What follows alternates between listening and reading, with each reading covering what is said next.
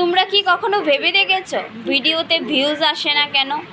আমরা কোনো রকম হ্যাশট্যাগ সেরকম ব্যবহার করি না, নাকি আমাদের কোনো রকম টাইটেল লিখতে কোনো রকম অসুবিধা হয়ে যায়, আমরা ঠিকঠাক টাইটেল লিখি না, থাম্বনেল ঠিকঠাক দিই না, বা কোনো রকম হ্যাশট্যাগ আমরা সেরকম ব্যবহার করতে পারি না, ডেসক্রিপশান ভালো করে লিখতে পারি না বলে আমাদের ভিডিওতে সেরকম ভিউজ আসে না?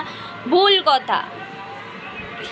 যারা 2020 থেকে 2023 পর্যন্ত ভিডিও করেছে, খুব ভালো ভিডিও বলবে না, খুব খারাপ ভিডিও বলবে না, সেরকম একটা দিন ছিল যে যেরকম পারতো ভিডিও করতো, যে যেরকম পারতো মুখের ভাষা ইউজ করতো।